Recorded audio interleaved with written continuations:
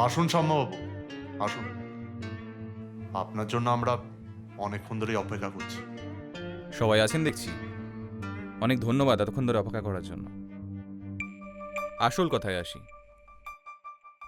গত ৪৮ ঘন্টা ধরে এ বাড়িতে অনেকগুলো অস্বাভাবিক ঘটনা ঘটেছে। হার্ট অ্যাটাক, খুন, চুরি, কিছুই বাদ যায়নি। গত পরশু রাত্রেবেলা যখন আমি এ বাড়িতে আসি, তখন সমরেন্দ্রবাবু তার দাদার মৃত্যু নিয়ে কিছু অস্বাভাবিকত্ব নিয়ে আমাকে প্রশ্ন করেছিলেন। তার মনে হয়েছিল যে তার সুস্থ দাদা হঠাৎ করে হার্ট অ্যাটাকে মারা গেল কেন। আর আমার মনে যে প্রশ্নগুলো এই কেসটা নিতে বাধ্য করে, তার মধ্যে একটা হলো, দাবা না খেললেও তিনি দাবার বাক্সটার সঙ্গে রাখতেন কেন। আর ২ নম্বর প্রশ্ন, সাদা মন্ত্রীটা চুরি গেল কেন। মন্ত্রী চুরি? এখানে আবার চুরির কথা কোত্থেকে আসছে মিস্টার সেন? সবুর করুন, সব জানতে পারবেন। আমার প্রথম প্রশ্নের সম্ভাব্য উত্তর হলো গুপ্তধন, যেটার কথা রথীন্দ্রবাবু আপনাকে একবার বলেছিলেন। কিন্তু সমরেন্দ্রবাবু ছাড়া এই ব্যাপারটা কি উনি আর কাউকে জানাননি? তাই কেউ আর আমাকে কিছু বলল না। আপনার কি মত হেমেন্দ্রবাবু? আমার আমার আবার কি মত থাকবে? এ ব্যাপারে তো আমি কিছুই জানতাম না। আজকে তো আপনার থেকে এসব প্রথম শুনছি। তাই নাকি? স্ট্রেঞ্জ। আপনারও কি তাই মত হীরেন্দ্রবাবু? না মানে আমি জানি না দাদা কেন মিথ্যে কথা বলছে। বাবা আমাকে নিজের মুখে গুপ্তধনের কথা বলেছে, আর এটাও বলেছিলেন যে তিনি কাকা আর দাদা দুজনকেই ব্যাপারে বলেছেন, তবে তারা কেউ বিশ্বাস করেননি। আপনি করেছিলেন বিশ্বাস? না, তবে বাবা যাতে কষ্ট না পায় তার জন্য বিশ্বাস করার অভিনয়টুকু করেছিলাম। এসব কি আজে বাজে কথা হচ্ছে বলুন তো তখন থেকে? Come to the point. Mister Sen, দেখুন এখানে বাকি যারা আছে তাদের হয়তো অনেক সময় আছে নাটকগুলো সহ্য করার, আমার নেই। আমার অনেক ইম্পর্টেন্ট কাজ আছে, so finish it fast. Finish it বললেই তো সবকিছু ফিনিশ হয়ে যায় না সৃঞ্জয় বাবু? ঠিক আছে, সেক্ষেত্রে তাহলে আমায় চলে যেতে হয়। সঞ্জয়, ফেরত এসো বলছি। এসব কি অসভ্যতামি হচ্ছে তোমার? ওনাকে যেতে দিন সমরেন্দ্রবাবু। আজ যে ওনার বড় একটা মিটিং রয়েছে, রাতভর পার্টি হবে কি, তাই তো? কিন্তু আপনার পার্টিতে এখন অনেকটা দেরি রয়েছে, তাই না? মানে পার্টি, ফাংশন, কি ব্যাপারে কথা হচ্ছে শ্যামবাবু? একটু একটু খুলে বলুন। আপনার সুপুত্র মানে সৃঞ্জয় এই সমস্ত জমির বিনিময়ে কলকাতায় একটা 3 BHK ফ্ল্যাট আর গাড়ি কিনে ফেলেছে। রাত বিরেতে ভাগ চাষিদের জমি সমস্ত কেড়ে নিয়ে রিয়েল এস্টেটের কাছে বেচে তা দিয়ে ফুর্তি করতে চলেছিল। আজ তো তারই সাকসেস পার্টি। কি বলবো আর, এসব কিছুই আমি জানতাম না। আমি জানতাম এসব ব্যাপারে আপনি ওকে মদত দেবেন না। তাই আজই আমি ভাগ চাষিদের সঙ্গে কথা বলেছি আর কোম্পানির সঙ্গেও কথা বলেছি। তারা যাতে সুখে শান্তিতে চাষ করতে পারে সে ব্যাপারটা দেখেছি। এখন আপনি যদি... না না, আমি এই মুহূর্তেই সবার সামনে জানিয়ে দিতে চাই যে সৃঞ্জয়কে আমি সব সব জমি জমার দায়িত্ব এবং সম্পত্তি থেকে বরখাস্ত করছি। এবার থেকে আমি নিজেই সব দেখাশোনা করব। এবার আবার মূল বিষয়ে আসা যাক। আমরা জানতে পেরেছি যে হীরেন্দ্রবাবু বাবার মন রাখতে মেনে নিয়েছিলেন যে দাবার বাক্সে গুপ্তধন আছে। আচ্ছা হেমেন্দ্রবাবু, আপনার কবে এই গুপ্তধনের কথাটা মেনে নিতে ইচ্ছে হয়? ও, আপনি তো আবার এই ব্যাপারে কিছু জানতেন না। আপনার ভাই কি মিথ্যে কথা বলছে? না মানে এখন একটু একটু মনে পড়ছে আমার। মানে বাবা আমাকে বলেছিল বটে এক সময় এই কথা, কিন্তু আমি সেভাবে পাত্তা দিইনি কথাটাকে, কারণ আমার মনে হয়েছিল ওনার বয়স হয়েছে, আর বয়সকালে এটা স্রেফ ওনার একটা ভীমরতি, এটা ভিত্তিহীন কথাবার্তা। গুপ্তধন বাক্সে, দাবার বাক্সে হতেই পারে না। ভিত্তিহীন কথাবার্তা? কবে থেকে বিষয়টা আপনার কাছে ভিত্তিহীন হলো হেমেন্দ্রবাবু? আপনার ভাইয়ের মুখেই তো শুনেছি যে আপনার সঙ্গে রথীন্দ্রবাবুর কি বিষয় একটা নিয়ে যেন কথা কাটাকাটি হয়। উনি আপনাকে ঘর থেকে বের করে দেন। আমার মনে হয় এসব বিষয়ের পেছনেও গুপ্তধনই দায়ী, তাই না? প্রথমে বাবার কথাটা আমার বিশ্বাস হয়নি বটে, তবে ধীরে ধীরে বিশ্বাস করতে লাগে। তাই আমি বাবার কাছে যাই, বাবাকে বলি সেটা আমাকে দেখানোর জন্য, কিন্তু উনি রাজি হলেন না। এই নিয়ে একটা আংশিক তর্কাতর্কি আমাদের মধ্যে হয় বটে। অবশ্য এটা আমি জানি যে বাস্তবে কোনো গুপ্তধন নেই। পুরো গোটা ব্যাপারটা যেটা দেখছেন না, এই পুরোটাই বাবার মস্তিষ্ক প্রসূত। আপনাদের সকলকে একটা কথা জানিয়ে দিতে চাই, উনি যে গুপ্তধনের কথা বলতেন সেসব কথা আদতে সত্য। ওই চৈনিক দাবার বাক্সটার ভেতরেই গুপ্তধন ছিল। গুপ্তধন ছিল ইয়েস। মানে এখন সেটা আর ক্যাসকেটে নেই? এখন গুপ্তধন এই বাড়িতেই আছে, এটুকু আপনাকে ভরসা দিতে পারি। কার কাছে আছে সেটা মিস্টার সেন? আপনি নামটা বলুন শুধু। একটু অপেক্ষা করুন, সঠিক সময় জানতে পারবেন। কিন্তু এত প্রশ্নের প্রয়োজন নেই, কারণ এই পুরো ব্যাপারটার এমন একজন সাক্ষী রয়েছে যিনি পুরো ব্যাপারটা দেখেছেন, এবং তিনি এখন এখানেই উপস্থিত। এই ফাঁকা চেয়ারটা আমি তার জন্যই রেখেছিলাম। উনি নিশ্চয়ই উকিলবাবু। ইয়েস। ফাঁকা চেয়ারটা না ভালো দেখাচ্ছে না, কি বলেন হীরেন্দ্রবাবু? আপনি কি একটু বসবেন এখানে এসে? আমি কেন ওখানে বসতে যাবো? আপনি যাকে এক্সপেক্ট করেছেন তাকে ডেকে আনুন মশাই। অনেকে নিজে থেকে এসে হাজির হয়, আর অনেককে ধরে এনে বসাতে হয়। Oh, can you please stop this nonsense? কথা বেশি না বাড়িয়ে আপনি এসে বসুন।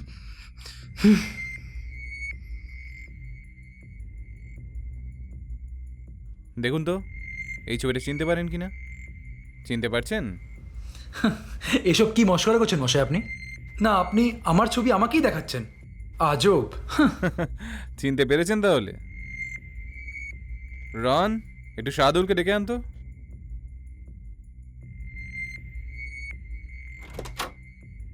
सलाम साहब, बुलाए रहे का? हाँ, थोड़ा देखे ना बाबू की बोल रहा है। बोलिए बाबू। দেখো তো শাহাদুল চিনতে পারো কিনা। अरे साहब, ये तो वही रहा था साहब। देखा रहा था उसको रात में। ये वकील बाबू उस दिन आया रहा था, हम देखा रहा था साहब।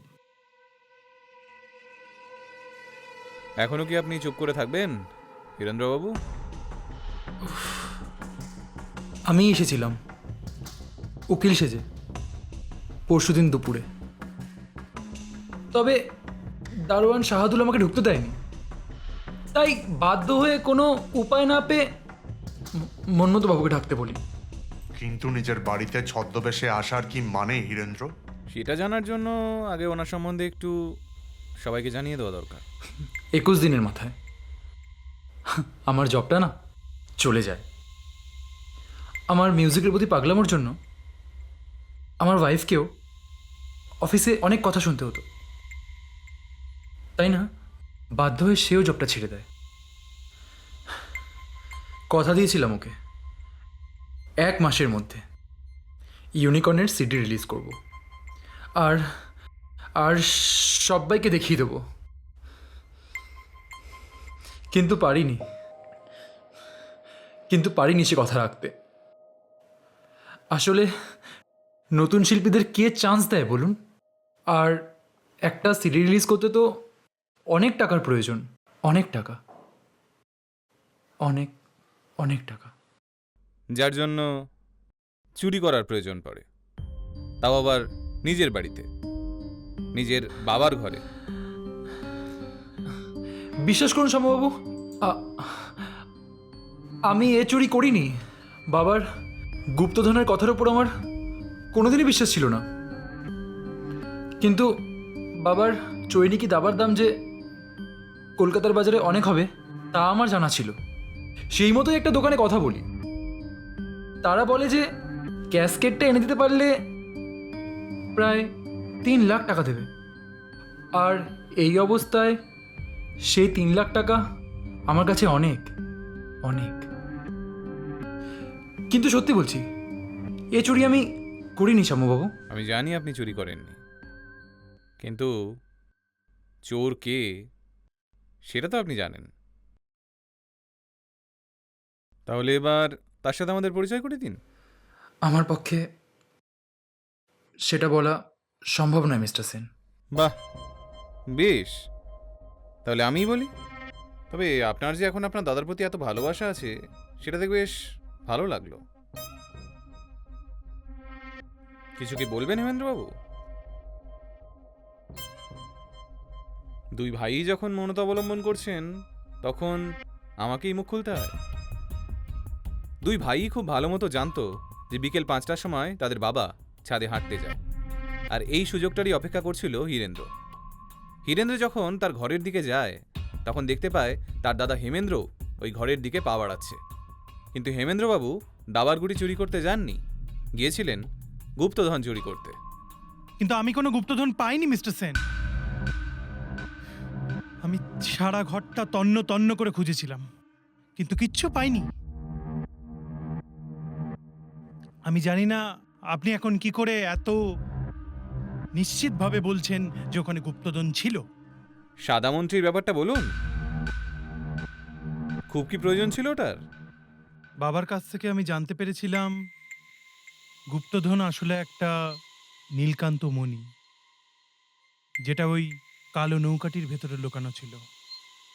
ভুলক্রমে কোনো একদিন বাবার হাত থেকে ওই কালো নৌকাটি পড়ে যায় এবং সেটা ভেঙে যায়, তো সেখান থেকে নীলকান্ত মণিটা বেরিয়ে যায়।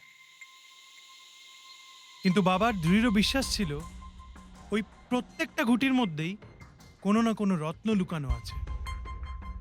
এবার আমার পক্ষে তো আর গোটা বাক্সটা চুরি করা সম্ভব ছিল না। আমি তাই ওই সাদা মন্ত্রীটি চুরি করি, কারণ আমার মনে হয়েছিল আকারে এবং মূল্যে কালো মন্ত্রীটির থেকে সাদা মন্ত্রীটি অনেক বেশি মূল্যবান। কিন্তু গুপ্তধন খুঁজতে এতটাই বিভোর হয়ে যান যে বাবা ফিরে আসেন। বাবার পায়ের আওয়াজ আমি শুনতে পাই এবং সঙ্গে সঙ্গে আমি ঘর থেকে বেরোবার চেষ্টা করি, কিন্তু দরজার কাছাকাছি যেতেই বাবার কাছে আমি ধরা পড়ে যাই। আমি বাবাকে অনেক করে বোঝানোর চেষ্টা করেছিলাম যে ওই মন্ত্রীটা আমার দরকার।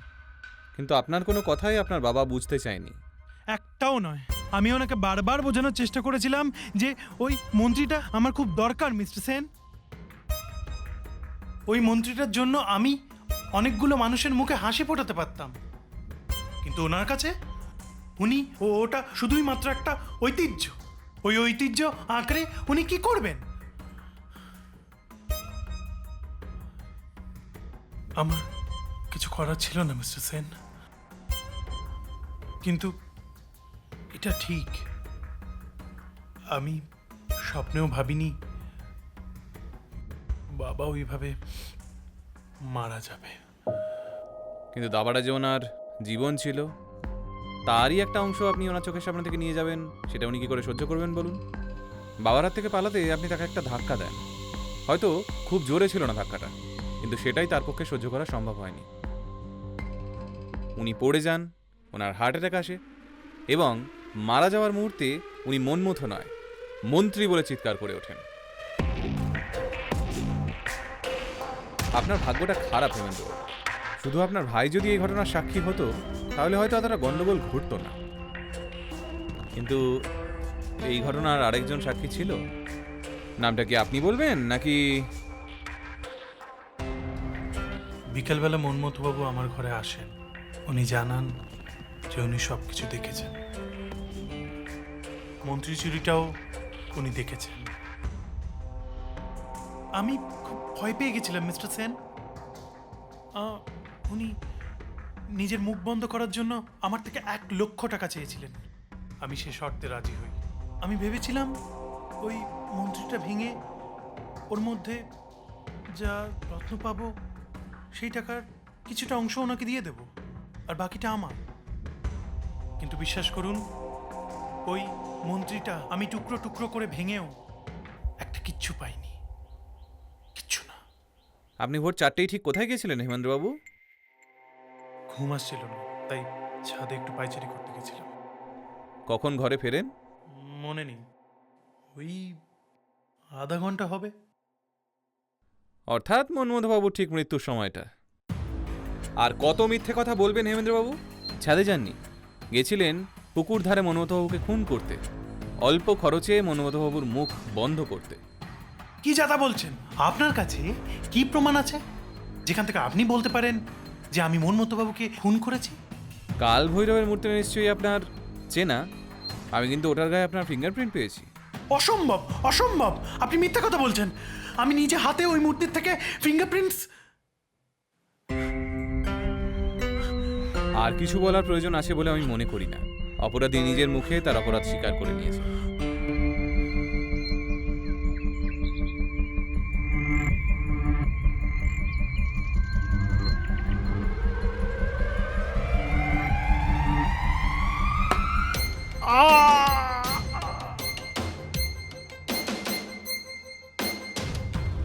নিন, আপনার রত্ন আপনার কাছেই থাকুক।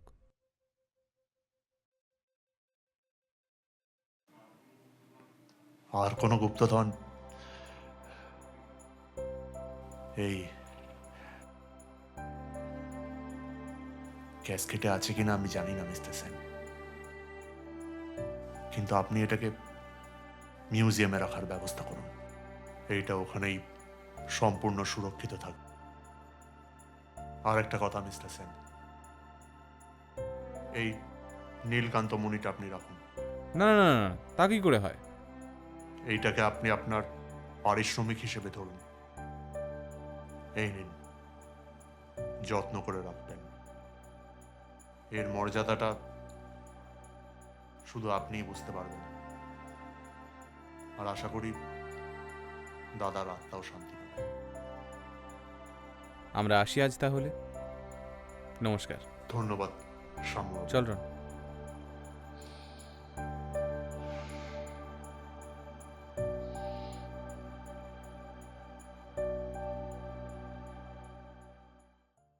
कृपया ध्यान दें, गाड़ी संख्या 3742 गांव वर्धमान हावड़ा लोकल भाया मेन लाइन अपने निर्धारित समय এক शाम মিনিট, 4 সবই তো বুঝলাম, কিন্তু একটার ওষুধ এখনো থেকে গেছে।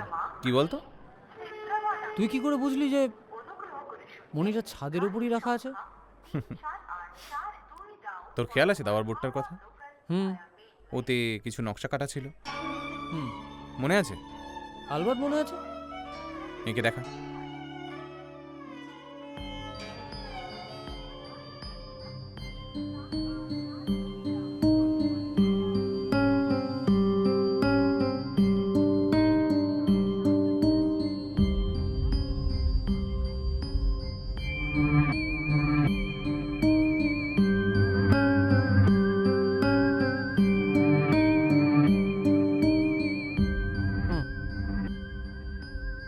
হুম, দে পেনটা দে।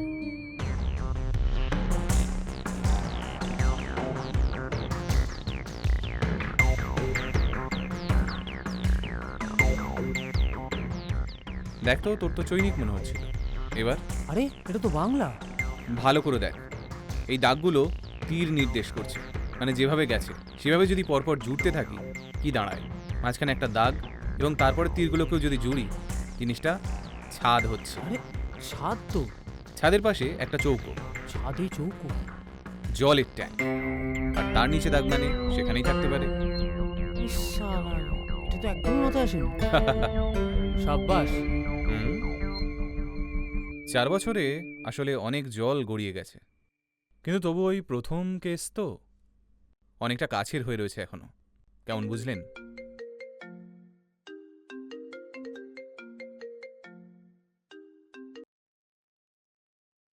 হ্যালো, মিসেস সেন বলছেন? হ্যাঁ শ্যাম সেন বলছি। নমস্কার শ্যামবাবু, আমি কলকাতা থেকে শাশ্বত বলছি। আসলে একটা এই কেসের ব্যাপারে বলুন, শুনছি।